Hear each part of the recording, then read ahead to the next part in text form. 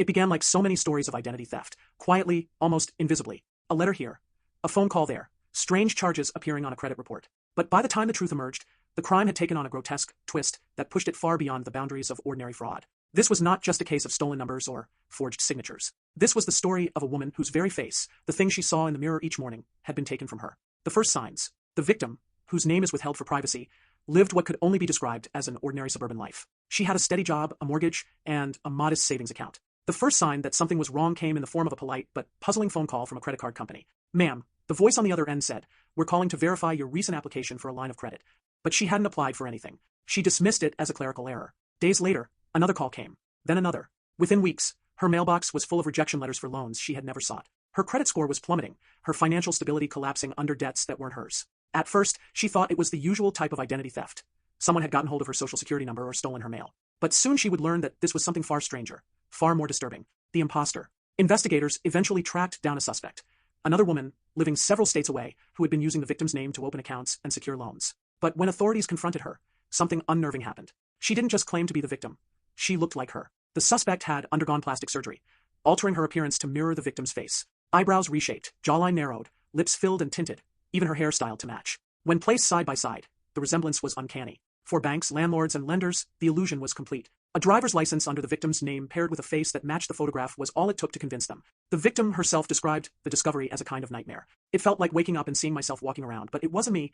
The psychological horror. For most victims of identity theft, the nightmare is financial. Ruined credit scores, endless disputes with banks, years of paperwork. But this woman faced something more profound. Her identity wasn't just stolen, it was embodied. She began to feel hunted by her own reflection. The idea that somewhere in another city her double was walking into stores, smiling at cashiers, signing contracts, even laughing with friends, all while using her name, filled her with a primal sense of violation. Friends began to ask unsettling questions. Had they seen her in places she swore she hadn't been? Was she traveling without telling them? One coworker even insisted he had passed her on the street when she was supposedly out of town. It was as though her life had been split in two, one real, one counterfeit. The financial ruin. The financial consequences were staggering. The imposter secured loans totaling tens of thousands of dollars, bought luxury items, and left bills unpaid. Collection agencies began hounding the real victim, her credit score collapsing under the weight of fraudulent debts. When she tried to explain, the burden of proof was always on her. "If you're really who you say you are, then prove it," one debt collector sneered. How does one prove they are themselves when someone else is wearing their face? Court proceedings dragged on for years. Each hearing forced her to sit across from the woman who had stolen her identity, a grotesque mirror image of herself. Witnesses often expressed confusion, struggling to tell the two apart. The origins of the theft. The investigation revealed the imposter's obsession had not been random. She had known of the victim through a distant social connection, envied her life, and set out to claim it. She studied her, collected her information piece by piece. Birth date, address, social security number. Then, in a decision that pushed the crime into the realm of the grotesque, she sought surgeons willing to reshape her features. Every cut of the scalpel brought her closer to the fantasy, becoming the woman she envied. Living in the shadow. Even after the imposter was arrested and charged, the victim's life never returned to normal. The debts took years to unwind. The scars on her credit report, lingering long after the legal battles, were over. But it was the psychological scars that never healed. She spoke of catching her reflection in a mirror and shuddering, remembering that someone else had worn that same face. She avoided photographs, avoided meeting new people, even avoided traveling, fearful that someone might mistake her for the criminal who had ruined her life. Identity theft had cost her more than money. It had cost her the comfort of being at home in her own skin. The broader terror. Cases like this are rare, but they highlight the terrifying potential of identity theft when taken to extremes. It's one thing to lose your credit card number to a hacker. It's another to lose your image, your presence, your very self. In documentaries and legal journals, the case has been cited as one of the most disturbing examples of identity theft ever recorded. It showed that theft of identity is not limited to paperwork and numbers. It can spill into the physical, the visceral, the deeply personal. A life divided. Today, the victim lives quietly, keeping her circle small. She avoids online exposure, avoids sharing personal details, and guards her privacy with vigilance. But even years later, she admits the experience left her fractured. "It wasn't just about money," she said. "She didn't just steal my name. She stole me." In the end, that may be the truest horror of all. That identity theft taken to its most grotesque form is not simply the theft of numbers or credit. It is the theft of the self.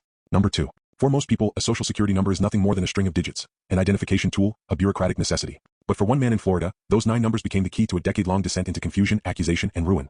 His life became a Kafkaesque nightmare where every letter in the mail was a threat, every phone call a trap, and every interaction with the government a reminder that someone else was living under his name. This wasn't a story of stolen credit cards or forged checks. This was something more insidious, the theft of his very existence in the eyes of the state. The first IRS letter. It began with an envelope.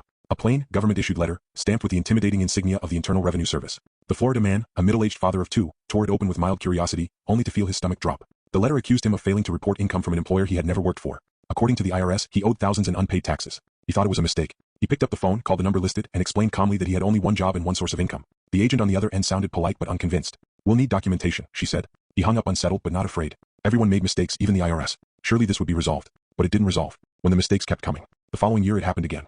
A new letter arrived, this time more stern. It claimed he had earned money from yet another employer he'd never heard of. Once more he was ordered to pay taxes he didn't owe. The man filed disputes, sent copies of his W-2s, called and called again. But the letters kept coming. His tax returns were rejected because, according to the IRS's database, he had already filed. It was then he realized someone was using his social security number, not just once but repeatedly. They were working under his name, filing returns, collecting refunds. And the government, unable to distinguish thief from victim, treated him like the criminal. The IRS turns cold. At first, IRS agents had been cordial, even sympathetic. But as the years dragged on, their tone hardened. To them, he wasn't a victim. He was a repeat offender. Mr. ____, one agent said over the phone, "This is the third time you failed to report additional income. If this continues, we'll have to escalate." The word hung in the air. Escalate. They threatened wage garnishment. They threatened liens on his property. They spoke of criminal investigation. Each letter that arrived felt like a verdict. Each phone call from the IRS made his pulse race. He began to dread the sound of mail sliding through his door. The shadow life. For more than a decade, the man lived a double life he had never chosen. Somewhere out there, an imposter was working under his social security number, filing taxes, collecting wages, leaving a trail of paperwork that all pointed back to him. Employers reported the wages. The IRS tracked the income. But when it came time to collect, the bills arrived in his mailbox. The thief remained a ghost. No face, no name, no trace the man could follow. He was haunted not by a person but by paperwork. The toll on his family. The nightmare didn't only affect him. His wife grew anxious, weary of the constant battles with bureaucracy. His children overheard hushed conversations about money, about debt, about government threats. The home grew heavy with tension. Vacations were canceled. Purchases were postponed. Every dollar not spent on lawyers and accountants was hoarded in case the IRS came knocking harder. He felt powerless to protect his family. How could he, when even the government insisted he was lying? Fighting a system that didn't believe him. For years he tried to prove his innocence. He gathered documents, notarized letters, sworn affidavits. Each year he mailed thick envelopes of proof to the IRS. And each year new accusations arrived anyway. He even visited IRS offices in person, clutching folders of evidence. But each meeting ended the same way, polite nods, hollow reassurances, and no resolution. The cruelest twist was that he was forced to reprove his identity again and again, to access his own tax records, to dispute his own debts, to verify his own name. Each form, each line of questioning seemed to ask the same terrible thing. Are you really you? Living as a suspect. The longer it went on, the more the suspicion spread. A mortgage application was flagged. A loan was denied. Banks raised eyebrows at his credit history, tainted by discrepancies linked to the imposter's activities. At times he felt watched. Each denial, each interrogation chipped away at his confidence. Neighbors noticed IRS agents visiting his home. Whispers began. Was he hiding something? Was he cheating the system? It wasn't enough that the government didn't believe him. Soon, even his community questioned him. The breaking point. After nearly a decade, the man reached his breaking point. Another IRS letter arrived, this one more aggressive than the rest. It demanded immediate payment of tens of thousands of dollars. He sat at his kitchen table, the letter trembling in his hands, and wondered how long he could keep fighting. He considered selling the house. He considered bankruptcy. He even considered something darker, wondering if there would ever be an end to the nightmare. A glimmer of resolution. Eventually, with the help of lawyers and advocates, he managed to get the IRS to place an identity theft indicator on his file. This meant his returns would be flagged for additional review, theoretically preventing the imposter from using his social security number again. But the resolution was imperfect. Each tax season remained a battle, each return delayed, each refund scrutinized. His credit score bore permanent scars, his financial history marred by years of fraudulent activity. Even when the IRS finally acknowledged him as the victim, they never found the thief. The ghost remained at large. The real horror. What made this story chilling wasn't just the money lost or the years wasted. It was the sense of helplessness. The man's life had been hijacked not by violence, not by force, but by paperwork, by digits on a form, by a faceless thief who managed to bend the machinery of government against its own citizen. For more than a decade, the victim lived in a bureaucratic nightmare where truth was irrelevant, evidence was ignored, and innocence was a burden he had to prove again and again. In the end, identity theft had stolen more than his name. It had stolen his peace of mind, his faith in the system, his ability to ever feel safe when opening an envelope. Number 3. Hospitals are supposed to be places of healing. Doctors are supposed to be the ones who save lives. Medical records are supposed to be the most accurate documents we can trust, guiding treatment when seconds matter. But for one woman, those same medical records became a death sentence waiting to happen. Her identity had been stolen, not to buy jewelry, not to drain her bank account, but to receive medical care. By the time she realized what had happened, her own health and safety were in jeopardy. This is the story of how her life was rewritten in blood types, diagnoses, and prescriptions that weren't hers. A routine checkup. It began innocently enough. The woman, in her 30s, went to her doctor's office for a routine checkup. She was healthy, employed, and insured. She had no reason to expect trouble. But trouble came quickly. When she tried to schedule a test, her insurance claim was denied. The reason? She had already reached her maximum coverage for the year. Confused, she argued that she had barely used her insurance. The receptionist gave her a pitying look and printed out the record. According to her insurer, she had undergone multiple expensive procedures in the last 6 months. The woman's stomach dropped. She hadn't had a single one of them. The discovery. Desperate to understand, she requested her full medical file. Weeks later, she opened the thick envelope and felt her blood run cold. The file contained pages of hospital visits, test results, surgeries, and prescriptions, none of which belonged to her. Even worse, some of the information had been merged with her actual history. The document claimed she had conditions she didn't, allergies she didn't, and a blood type completely different from her own. The realization hit her like ice water. If she were ever in an emergency, doctors would rely on this corrupted record. They might give her the wrong medication. They might pump the wrong blood into her veins. It wasn't just fraud anymore. It was life-threatening. The ghost patient. Investigators discovered what had happened. A woman with no insurance and mounting medical problems had stolen the victim's identity. Using her social security number and health insurance details, she checked into hospitals, underwent treatments, and walked away leaving the bills in her victim's name. The imposter became known in hospital systems as the patient of record. The real woman's identity was the passport to medical care she never received. The costs soared. Over $200,000 in medical bills piled up under her name. Collection agencies called day and night, demanding money. But money was only part of the nightmare. Every time she tried to correct her medical records, the system pushed back. Hospitals refused to erase procedures without proof she hadn't been there. Doctors dismissed her claims, insisting the files were accurate. She had entered a twisted limbo where her body, on paper, no longer belonged to her. The stigma of illness. As the false records spread across hospital networks, the woman found herself treated differently. Insurance companies flagged her as high risk.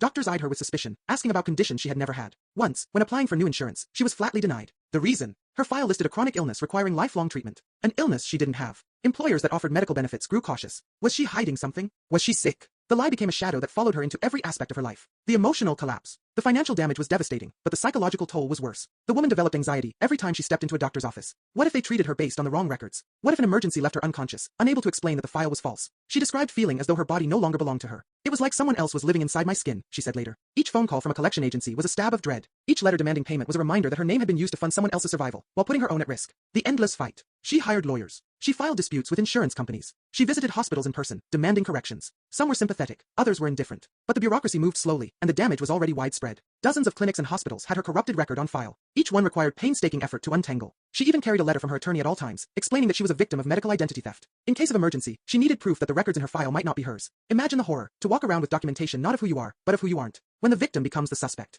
At one point, investigators turned their suspicion on her. They wondered if she herself had been complicit, if she had received treatments and now pretended otherwise to escape payment. She had to defend herself against accusations that she was the fraudster, not the victim. It was a grotesque reversal, one that nearly broke her spirit. The real patient. Eventually, the thief was caught, a woman struggling with severe medical conditions who had used the stolen identity as a lifeline. When asked, she showed little remorse. She claimed she had no choice. Without insurance, she would have died. To her, the victim was nothing more than a resource to exploit. But for the real woman, that explanation offered no comfort. She could sympathize with desperation, but not with the fact that her own life had been endangered in the process. The lingering damage. Even after the imposter's arrest, the damage was never fully undone. Correcting her medical records took years, and even then, stray pieces of misinformation lingered in obscure hospital databases. Her insurance premiums remained inflated. Her credit score never fully recovered. And worst of all, she never again felt safe in the care of a hospital. Each time a nurse strapped a band around her arm or a doctor asked her history, she felt a spike of panic. Would they trust the record or her word? Which version of her identity would they believe, the true one or the false? The horror of medical theft. This case has been cited as one of the most dangerous forms of identity theft. Unlike financial fraud, which can be unwound with money and time, medical identity theft corrupts the very data that can mean life or death. Blood type, allergies, conditions, medications, all of it can be rewritten in ways that can kill. For the woman at the center of this case, the nightmare wasn't simply about debt collectors or insurance claims. It was about the horrifying possibility that in a moment of crisis, her own stolen identity might be the thing that killed her. A body on paper. Today, she lives cautiously, with every medical interaction shadowed by the fear of error. She keeps documentation on her person, files disputes the moment inconsistencies appear, and avoids hospitals unless absolutely necessary. Her greatest fear is not the thief who stole her identity. It is the system that allowed her identity to be rewritten so easily. Because once someone else's body is recorded as yours, the paperwork may outlive the truth. And sometimes, the paper matters more than the person. Number 4. In most cases of identity theft, the victim suffers financial loss. Their credit is ruined, their bank accounts drained, their mailbox filled with demands for debts they never owed. But in this case, the crime took on a far darker dimension. A convicted murderer, serving time in Canada, managed to escape the shadow of his past by stealing another man's identity. He didn't just borrow a name to open a line of credit, he used it to walk out of prison, live freely in society, and build a second life.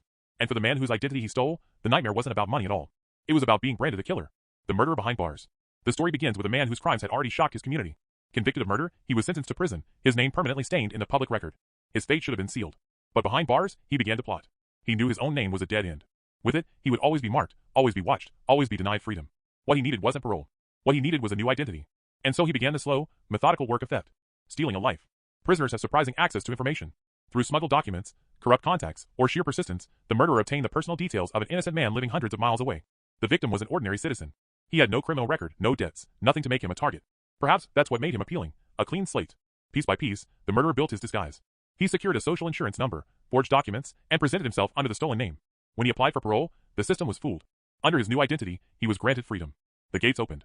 The murderer walked out, not as himself, but as someone else. The second life. For years, the murderer lived under his stolen identity. He found work, rented apartments, and blended into society.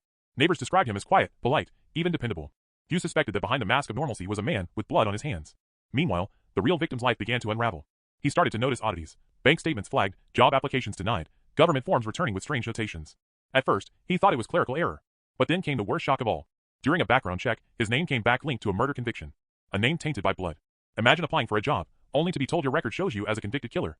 Imagine being stopped by police for a routine traffic violation, only to see suspicion bloom in the officer's eyes, as your name triggers a violent history. For the victim, this became his reality. Employers turned him away. Banks eyed him with suspicion. He was flagged in law enforcement databases as a murderer on parole.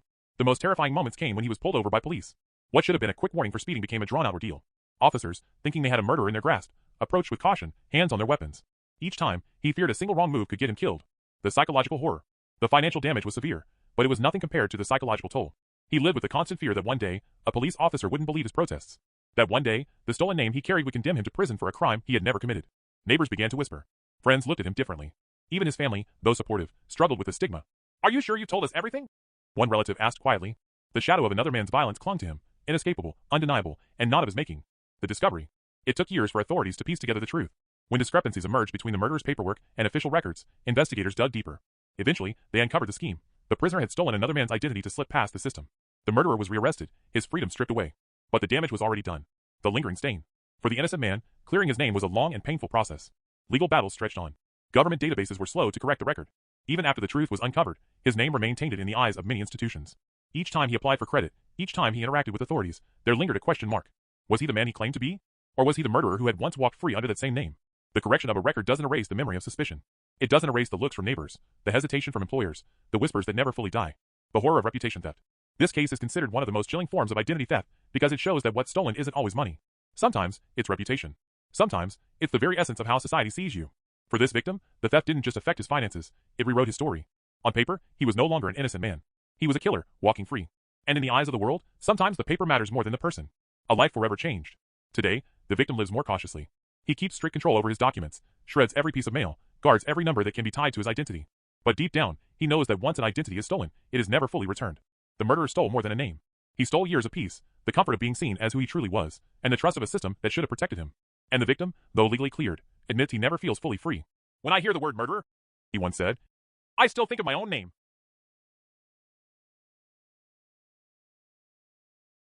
In the world of identity theft prevention, bold promises are common. Companies claim their systems are unbreakable, their protections airtight. But in 2007, one man took that promise to a level no one had dared before. His name was Todd Davis, the CEO of LifeLock, a company that marketed itself as the ultimate safeguard against identity theft. To prove his product worked, Davis launched one of the most infamous advertising campaigns in corporate history. He put his own social security number on billboards. He printed it in newspapers. He blasted it across television screens. The message was simple, almost taunting. "Here's my number. Take it. Try to steal my identity. You can't, because LifeLock will protect me." The stunt made headlines. It was audacious, confident, and unforgettable. But what happened next would turn Davis himself into one of the most chilling cautionary tales in the history of identity theft. The confidence game. LifeLock built its brand on aggressive marketing. The company promised to block fraud attempts before they happened. Davis's idea was simple. If consumers saw that even the CEO trusted the product enough to broadcast his social security number to the world, they would believe in its power. The campaign exploded. Customers flooded in. LifeLock became a household name, and for a while, Davis stood as a symbol of invincibility. But identity thieves don't take taunts lightly. The first strike. Not long after his number went public, criminals made their move. Using Davis's social security number, someone successfully opened a loan for $500. At first, Davis brushed it off. A minor breach. An isolated slip. Surely LifeLock could handle it. But that was only the beginning.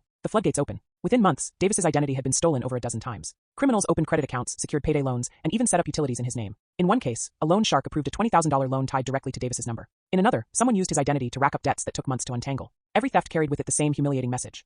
LifeLock wasn't invincible. The CEO himself, the man who had dared criminals to try, had become their favorite target. The victim becomes the example. The irony was staggering. The very person who promised to protect customers from identity theft had become the most visible victim in the country. Reporters swarmed the story. Late-night comedians joked about it. Davis's social security number, once a marketing gimmick, became a free pass for criminals. But for Davis, the joke wasn't funny. He wasn't just embarrassed. He was living through the same nightmare his customers feared most. The horror of unraveling. Every time his identity was stolen, Davis had to fight through mountains of paperwork to prove he wasn't responsible. He spent hours on the phone with banks, arguing with creditors, filing police reports. At one point, debt collectors began calling him personally, demanding repayment for money he had never borrowed. The CEO, who once exuded confidence, now lived in paranoia. He triple-checked his mail. He monitored his credit obsessively. Each day, he woke wondering what new crime had been committed in his name overnight. The customer's turn. As Davis struggled with his own stolen identity, LifeLock faced another storm. Customers began to question the company's promises. If the CEO himself couldn't be protected, how could they believe they were safe? Then came the lawsuits. The Federal Trade Commission accused LifeLock of false advertising, arguing that its promises were misleading and its protections far weaker than claimed. In 2010, the company was fined $12 million in a settlement. Later, in 2015, it would face an even larger penalty of $100 million. For consumers, the lesson was clear. The very company that vowed to shield them had built its empire on exaggeration. And Davis himself had become the most public proof of its failure. The man behind the number. Behind the headlines, Davis's personal ordeal continued. Each stolen account left scars. Creditors didn't care about marketing campaigns. To them, a debt was a debt. Even as LifeLock's lawyers worked to salvage the company's reputation, Davis spent years untangling his own ruined credit. It wasn't just financial. His name, once synonymous with bold leadership, was now a punchline. His social security number, once a symbol of confidence, was now one of the most abused identifiers in the country. The psychology of humiliation. There is a unique horror in losing control over your identity. For most victims, the theft is private. Quiet. They suffer in the shadows, battling with banks and credit agencies behind closed doors. But for Davis, every theft was public. Every new fraud attempt became a headline. Each one reminded the world, and himself, that he had invited this chaos. It was humiliation on a national scale. And it revealed the darkest truth about identity theft. Once your information is out there, you never truly get it back. The aftermath. Though Davis remained with LifeLock for years, his reputation never fully recovered. The company eventually agreed to the massive FTC settlement and restructured its practices, but its credibility was permanently shaken. For Davis, the legacy of the campaign was clear. He had wanted to prove his company's power. Instead, he had proved just how vulnerable one person can be when their identity is laid bare. The chilling lesson. Today, Davis's story stands as a cautionary tale. Identity theft is not just about stolen money. It is about stolen control, stolen reputation, stolen peace of mind. By daring criminals, Davis had turned himself into prey. And though the company survived, the image of its CEO as a victim remains one of the most infamous episodes in the history of cybersecurity. As one journalist wrote, Todd Davis put his social security number on a billboard. The thieves didn't just take his number. They took his pride, his reputation, and his illusion of safety. The billboard was supposed to inspire trust. Instead, it became a monument to arrogance, and a reminder that in the dark world of identity theft, no one is untouchable. Number 6. Most cases of identity theft target the living. Criminals go after working adults, retirees, or the wealthy.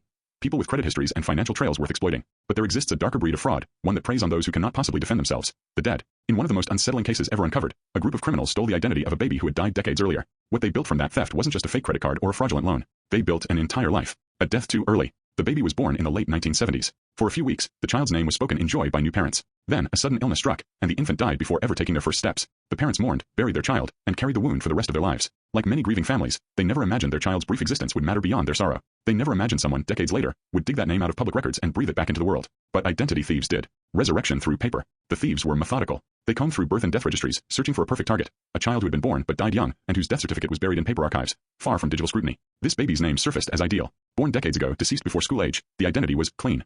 There was no credit history, no criminal record, nothing to suggest the person hadn't simply grown up and vanished into anonymity. With forged documents, the thieves resurrected the baby as an adult. They filed for a social security number renewal. They applied for state IDs. They opened bank accounts slowly and carefully, building a financial trail. Within a few years, the dead child had a credit score, an apartment lease, a car loan, and even a job history. It was a ghost story written in bureaucratic ink. The phantom adult. Neighbors and coworkers knew him. They greeted him on the street, shook his hand, joked with him at office parties. To them, he was a quiet but ordinary man. In reality, the person standing before them was not who he claimed to be. Every ID card in his wallet, every paycheck stub, every signature.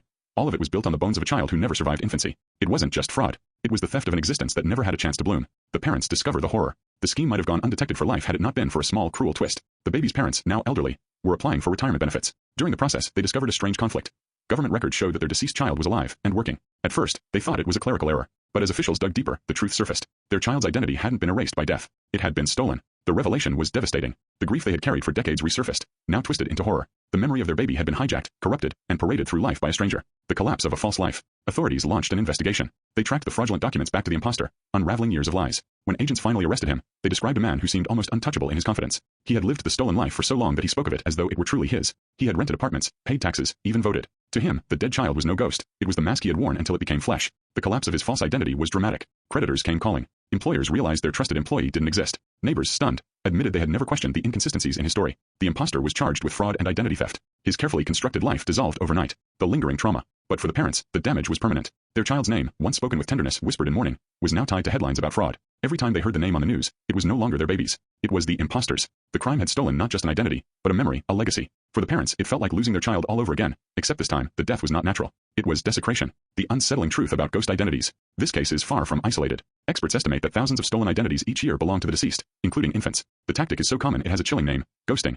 Unlike living victims, the dead cannot protest. They cannot monitor their credit, file complaints, or demand corrections. And for their families, discovering the theft often reopens wounds that never fully healed. What makes the crime uniquely terrifying is its intimacy. Identity theft usually strips money or credit, but ghosting robs something far more profound, the dignity of the dead and the peace of the living. A child's life, twisted. In the end, the imposter who stole the baby's name went to prison. His life of fraud ended in a cell, stripped of the identity he had worn like a mask for years. But for the parents, there was no true justice. Their child's memory remained tainted. Every reminder of the case, every news clipping, every government notice, tied their baby's short life to crime and deceit. They buried their child once. And then, decades later, they had to bury them again. This time in public under the shadow of scandal. The haunting lesson. The story of the stolen baby identity shows the darkest edge of identity theft. It isn't about greed alone. It's about erasure. About rewriting existence itself. To the imposter, the dead child was a convenient blank slate. But to the parents, that name was sacred. And once it was corrupted, no court ruling, no prison sentence, no correction of records could undo the violation. The lesson is chilling.